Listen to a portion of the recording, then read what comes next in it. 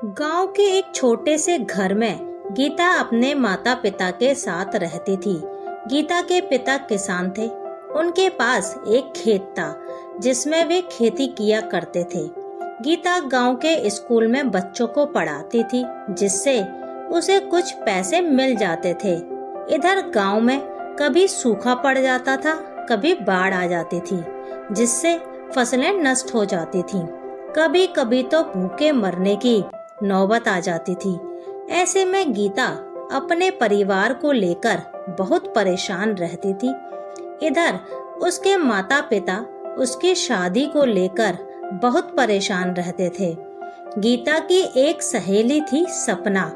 वह अच्छे संपन्न परिवार से थी। उसके पिता ने उसे पढ़ने के लिए शहर भेज दिया। एक बार सपना छुट्टियों में गांव आई। गीता, तू इतनी परेशानी उठा रही है, तू मेरे साथ शहर चल, वहाँ तुझे कोई ना कोई नौकरी मिल जाएगी, फिर मजे से रहना, घर भी पैसे भेज देना। गीता ने ध्यान से उसकी बात सुनी। बात उसे समझ आ रही थी। वैसे भी वह दिन रात परेशान रहती थी कि अपने परिवार की मदद कैसे करे।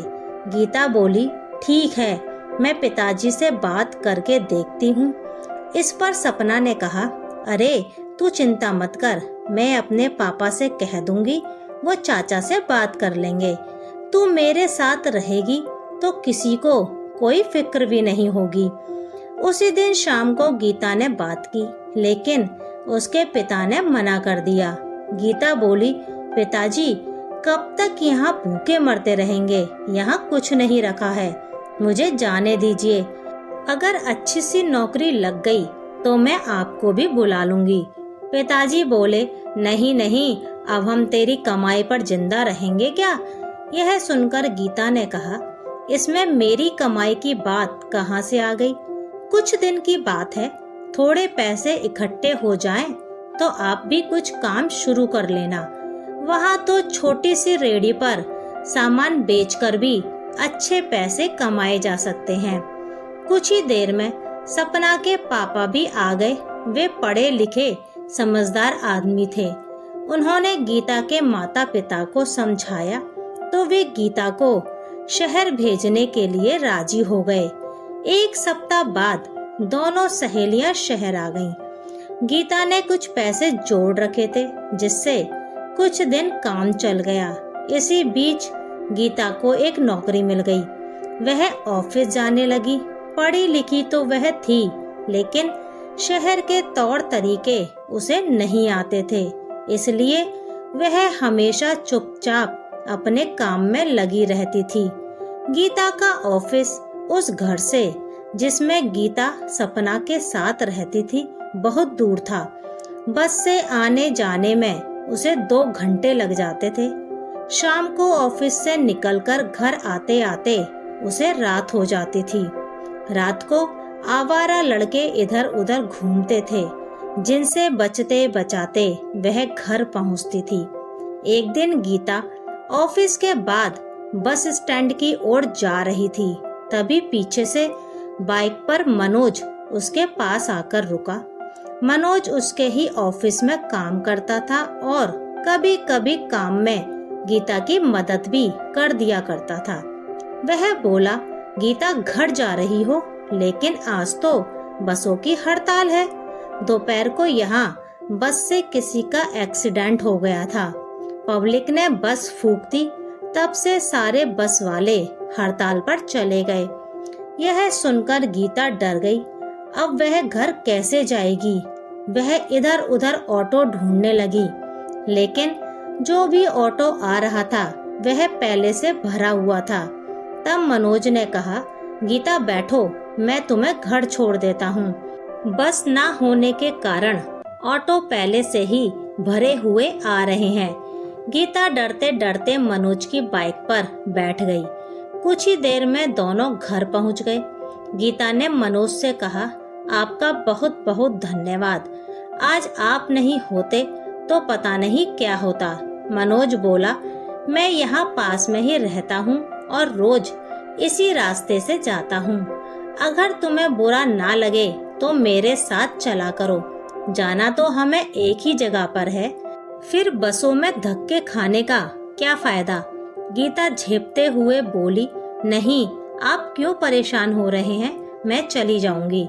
मनोज ने मुस्कुराते हुए कहा, अच्छा बाबा, तुम्हारा आत्मसम्मान आड़े आ रहा है तो कभी कभी बाइक में पेट्रोल भरवा देना या कभी कभी चाय पिला देना। फिर उसने सीरियस होते हुए कहा, देखो, सुबह की तो कोई बात नहीं, लेकिन रात को यहाँ गुंडागर्दी शुरू हो जाती है। अनजान शहर और तुम अकेली हो, अपनी सेफ्टी के बारे में सोचो। गीता हाँ कर देती है और अपने फ्लैट की ओर चल देती है।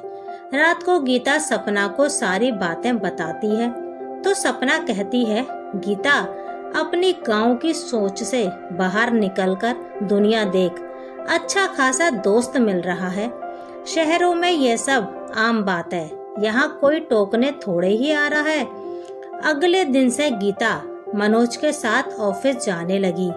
धीरे धीरे उनकी नजदीकियां बढ़ने लगी। दोनों को एक दूसरे का साथ अच्छा लगने लगा। ऑफिस से निकलकर दोनों इधर उधर घूमते, साथ में कॉफी पीते, बातें करते। फिर मनोज गीता को घर छोड़ देता था। समय जैसे पंख लगाकर उड़ रहा था। एक दिन गीता जब घर पहुंची तो देखा उसके पिताजी बैठे थे। अरे पिताजी, आप कब आए? पिताजी बोले, बस बेटा, तुझे बहुत समय से देखा नहीं था इसलिए चला आया। कैसी है तू और इतनी देर से घर आती है? गीता को लगा जैसे उसकी चोरी पकड़ी गई। वह बोली, बाबा, शहर में ऐसा ही होता है, नौकरी में बहुत काम करना पड़ता है, आते आते रात हो जाती है। पिताजी ने चिंता जताते हुए कहा, बेटा देख ले, नहीं तो घर चल, वहाँ भी तो खर्चा चल ही रहा था। तुझे परेशान देखकर बहुत तकलीफ होती है, तेरी माँ भी बहुत परेशान रहती है। यह सुनकर गीता सक पका गई। वह बोली, नहीं पिताजी, आप परेशान ना हो, मैं बहुत मजे में हूँ। यहाँ रहना मुझे बहुत अच्छा लग रहा है और मैंने काफी पैसे भी जोड़ लिए हैं। कल मैं बैंक से निकालकर आपको दे दूंगी, आप ले जाना। यह सुनकर उसके पिता बोले, नहीं बेटा, हम तेरी कमाई कैसे ले सकते हैं, तू अपने पास ही रख, पर जब भी तू परेशान हो घर आ जाना। अगले दिन सुबह होते ही उसके पिता गांव चले गए। उस दिन गीता को थोड़ा डर तो लग रहा था कि कहीं उसकी चोरी पकड़ी न जाए, क्योंकि वह मनोज के प्यार में पड़ चुकी थी और गांव में यह सब बहुत बुरा माना जाता है। मनोज उसे लेने आया तो वह उसके साथ ऑफिस के लिए निकल गई। रास्ते में उसने सारी बात बता दी। वह मनोज से कुछ नहीं छुपाना चाहती थी। यह सुनकर मनोज हंसने लगा। वह बोला, पगली, बस इतनी सी बात, इसमें डरने की क्या बात है? हम एक दूसरे से प्यार करते हैं, कोई गुनाह नहीं किया। मैं कुछ दिनों में गांव जाकर तुम्हारे माता पिता से मिल लूंगा। गीता बोली, नहीं नहीं, ऐसा मत करना, पहले मौका देखकर मैं बात करूंगी। इसी तरह समय पंख लगाकर उड़ रहा था। मनोज के साथ रहते रहते गीता के तौर तरीके बदल गए थे। अब वह गांव की भोली सी लड़की नहीं, शहर की तेज तर्रार लड़की बन चुकी थी। गीता ने काफी पैसे इकट्ठे कर लिए थे। इस बार उसने सोचा, क्यों न दिवाली पर माँ पिताजी से मिलाऊं। वह ऑफिस से छुट्टी लेकर गांव के लिए निकल गई। माँ पिताजी के लिए उसने कपड़े खरीदे, शहर से बढ़िया सी मिठाई ली और गांव पहुंच गई। अचानक बेटी को देखकर गीता की माँ बहुत खुश हुई। उनकी आंखों से आंसू बहने लगे। दोनों माँ बेटी घंटों बातें करती रहीं। फिर उसकी माँ उसकी पसंद का खाना बनाने चली गई। शाम तक उसके पिताजी भी खेत से आ गए थे। गीता को देखकर वे बहुत खुश हुए, लेकिन जिस तरह से गीता उनसे बात कर रही थी, उन्हें एहसास हो रहा था कि यह वो गीता नहीं है जो गांव से शहर गई थी। अब वह केवल पैसों की बातें करती थी। शहर की चमक दमक की बातें उसे अब उसके माता पिता बेकार नजर आ रहे थे। गीता के पिता उसकी बातों को सुनकर असहज महसूस कर रहे थे। 2 दिन बाद दिवाली थी। सबने मिलकर दिवाली मनाई, लेकिन गीता के पिता अपनी बेटी के व्यवहार से खुश नहीं थे। उन्हें लग रहा था कि अब वह उनकी बेटी नहीं रही। दिवाली के अगले दिन गीता अपनी माँ के साथ बैठी थी। माँ, कल मैं चली जाऊंगी, मेरी छुट्टी खत्म हो रही है, आपसे एक बात करनी थी। माँ, मैं एक लड़के से प्यार करती हूँ, हम दोनों शादी करना चाहते हैं, आप पिताजी से बात कर लीजिए। बेटी, ये तू क्या कह रही है? तेरे पिता सुनेंगे तो बहुत गुस्सा करेंगे। यह सुनकर गीता बोली, माँ, आप दोनों को मानना ही पड़ेगा। अब मैं किसी गांव के लड़के से शादी करके यहाँ तो रह नहीं सकती। आप मान जाओ तो अच्छा है, वरना शादी तो हम वैसे भी कर लेंगे। अपनी बेटी अब पराई सी लगने लगी थी। शाम को गीता की माँ ने उसके पिता को सारी बात बता दी। यह सुनकर उसके पिता बहुत गुस्सा हुए। इसी दिन के लिए तुझे मैंने शहर भेजा था कि तू हमारी नाक कटवा दे। यह रिश्ता नहीं हो सकता और ना तुझे अब शहर जाने की जरूरत है।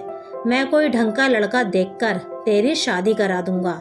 गीता बोली, देखिए पिताजी, मैं शादी करूंगी तो मनोज से ही करूंगी। मैं आपको शादी का निमंत्रण भेज दूंगी, मन करे तो आशीर्वाद देने आ जाना। गीता की बात सुनकर उसके माता पिता आश्चर्यचकित रह गए। उन्हें कुछ समझ नहीं आ रहा था।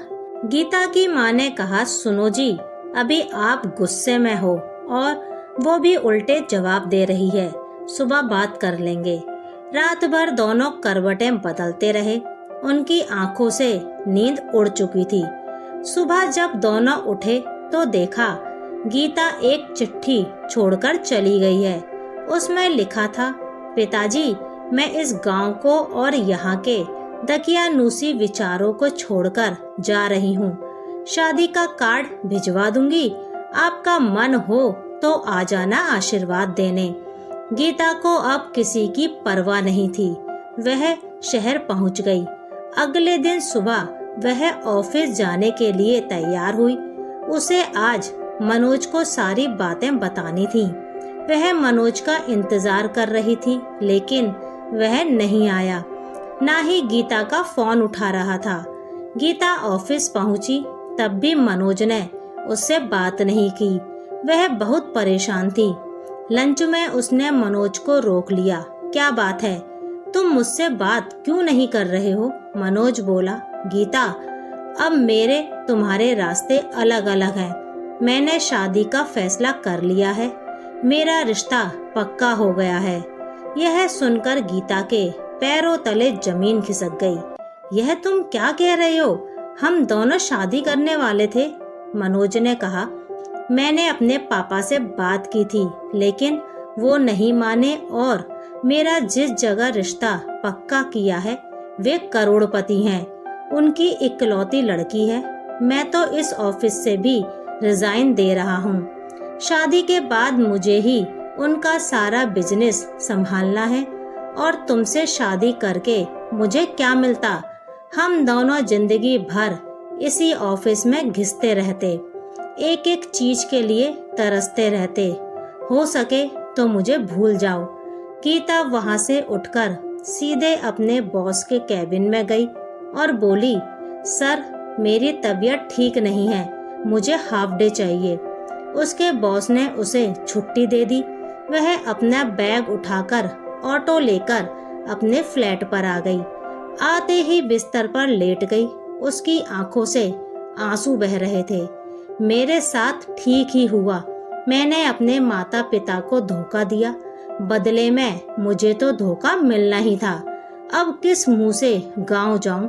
मन कर रहा है मर जाऊं। शाम को उसने सपना को सारी बात बता दी। सपना समझ गई कि परिस्थिति बहुत नाजुक है। गीता कुछ गलत कदम ना उठा ले, इसलिए उसने कहा, माता पिता आखिर माता पिता ही होते हैं, वे तुझे माफ कर देंगे। कल सुबह हम दोनों गांव चलेंगे। गीता मना करती रही, लेकिन सपना उसे लेकर गांव पहुंच गई। घर पहुंचते पहुंचते शाम हो गई थी। गीता सपना के साथ अपने घर पहुंची। आंगन में उसके माता पिता एक चारपाई पर बैठे थे। गीता जाते ही अपने पिता के पैरों में गिर गई। पिताजी, मुझे माफ कर दीजिए, मुझसे बहुत बड़ी गलती हो गई। मैंने आपके सपनों को तोड़ा, आपको धोखा दिया। उससे बड़ा धोखा मुझे भी मिला। अब मैं कभी शहर नहीं जाऊंगी। जहां आप मेरी शादी करेंगे मैं कर लूंगी। गीता के पिता ने उसे उठाया और गले से लगा लिया। बेटा, सब भूल जा, जो बीत गया उस पर पछतावा करने की जरूरत नहीं। मेरी बेटी मुझे वापस मिल गई, इससे बड़ी कोई बात नहीं है। इस तरह गांव की भोली भाली लड़की अपने घर वापस आ गई।